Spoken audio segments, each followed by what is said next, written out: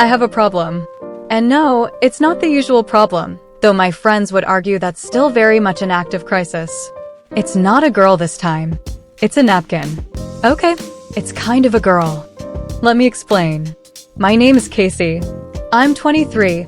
I make oat milk lattes for a living. I write poetry that 3 people on the internet have liked, and I have, according to my best friends Priya and Dom, the single worst romantic track record of any human being currently walking this earth.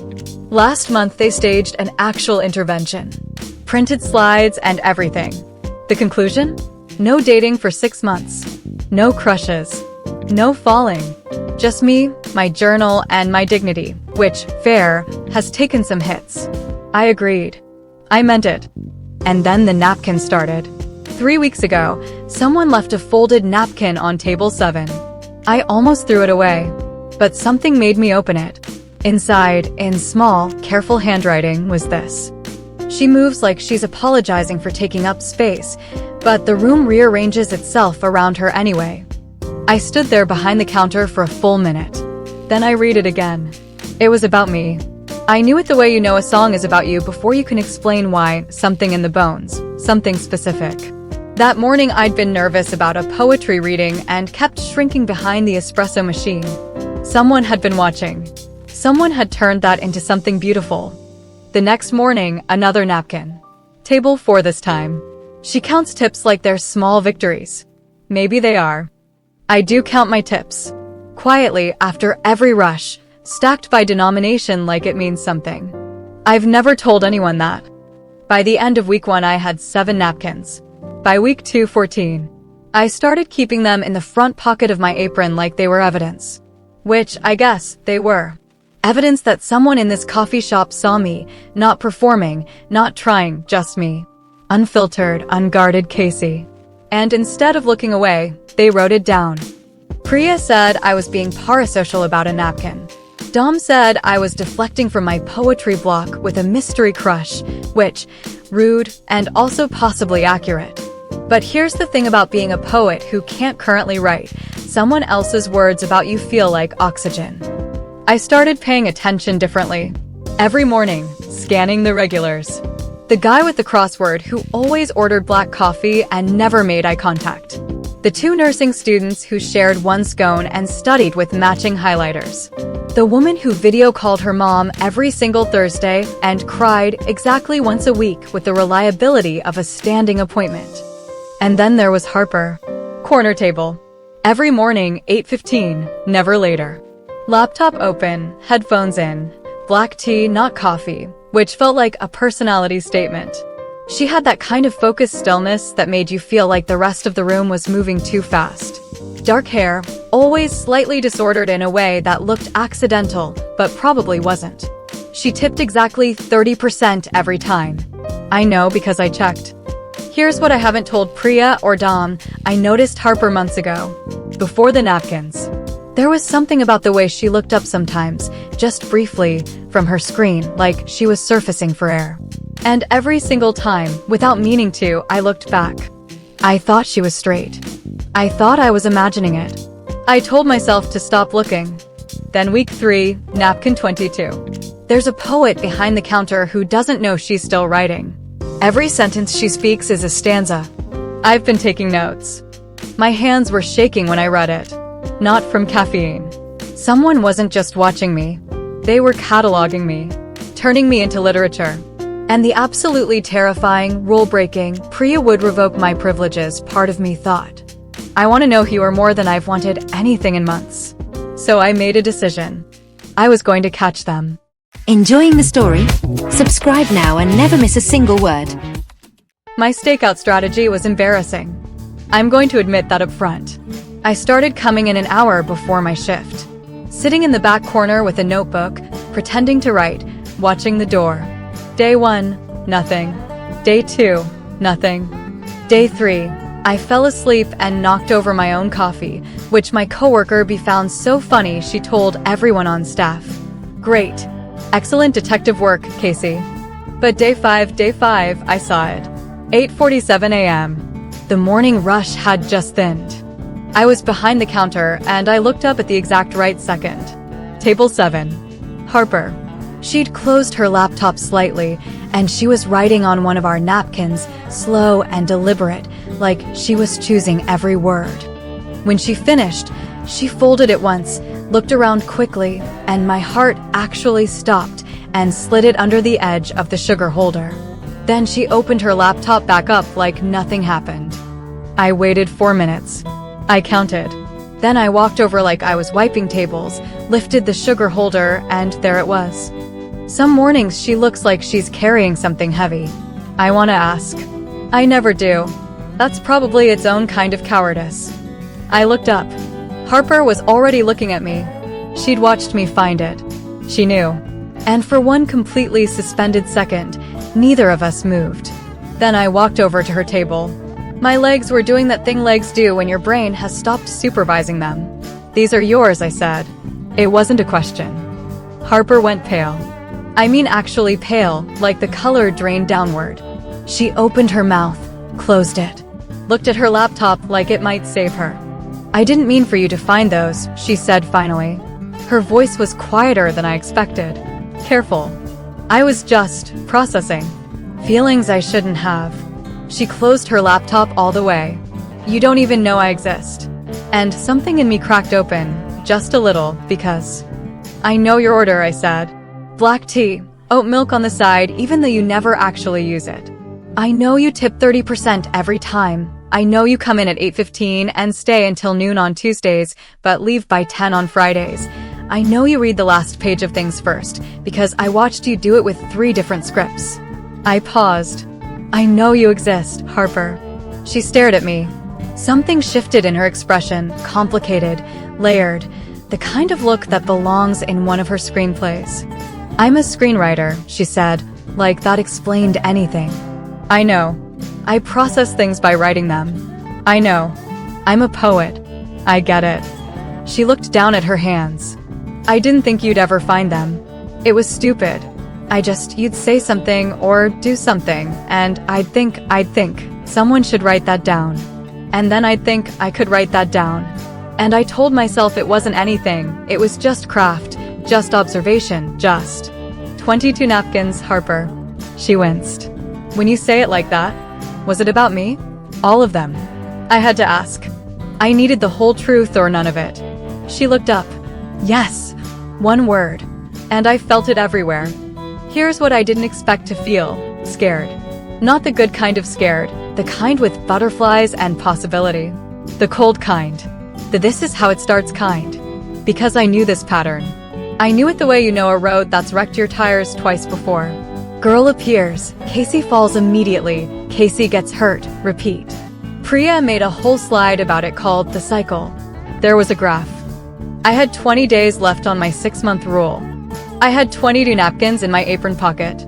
And I was standing in front of a woman who'd been quietly, carefully, beautifully paying attention to me for weeks, and I couldn't tell if this was the best thing that had happened to me all year, or if I was just a hopeless romantic about to do the hopeless romantic thing again. I took a step back. I have to finish my shift, I said. Harper nodded, quick, like she'd expected it. Of course. Casey, I'm sorry. I'll stop. I won't leave anymore. I shouldn't have. I didn't say stop. She went still. I said I have to finish my shift. I held the napkin for a second. Then I set it back on her table. You can have this one back. I've read it enough times. I walked back behind the counter on legs that were still not entirely cooperating. For the next 3 hours, Harper sat at her table. She didn't write anything. She didn't look at her laptop. A few times I glanced over, and she was just sitting with her tea, very still, looking at nothing in particular. Once, she looked at me. I looked back. Neither of us smiled. I called Priya on my break. I know who wrote the napkins. Casey. I know. Is she cute? Priya. Is she cute, Casey? I looked through the window at Harper in her corner. Dark hair, 30% tips, last page first. She wrote 22 poems about the way I count my tips. Silence. You have 20 days left on the rule, Priya said. I know. You're going to break it, aren't you? I didn't answer. But I think we both knew. Enjoying the story? Subscribe now and never miss a single word. I broke the rule on day 18.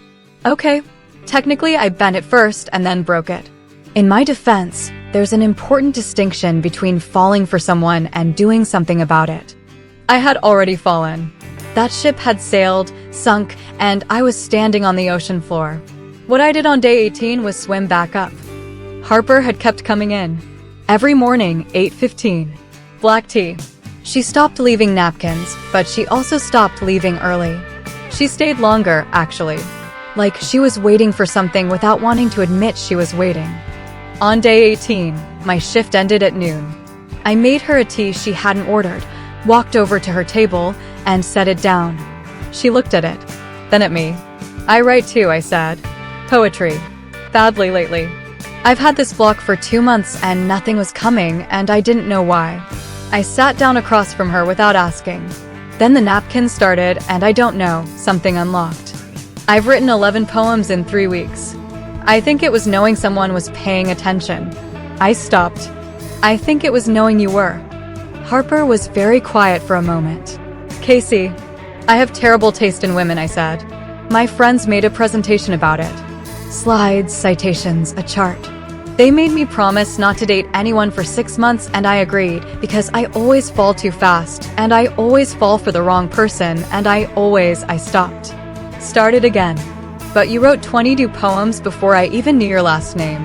You've been watching me like I'm something worth watching. And I don't know what to do with that except I met her eyes. Except I don't think you're the wrong person. I think you might actually be the terrifyingly right one. And that's somehow scarier. Harper looked at me for a long moment. Then she did something I hadn't seen her do before, not once in all the mornings I'd watched her. She smiled, not politely, not carefully, just fully, like she'd stopped managing it. I've been trying to write a screenplay for 8 months, she said, about a woman who doesn't know she's remarkable. I couldn't figure out the ending. She glanced down at the tea. I think I was waiting to see how this turned out. And? She looked back up. The ending is good. We sat there for a while. Long enough that B gave me the look from behind the counter, the one that means I'm telling Priya. Fine. Priya could know. I asked Harper what the screenplay was actually about.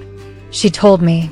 I told her about my poetry block and the 11 new poems, and how one of them was definitely about her, but I was going to need at least another week before I'd admit which one.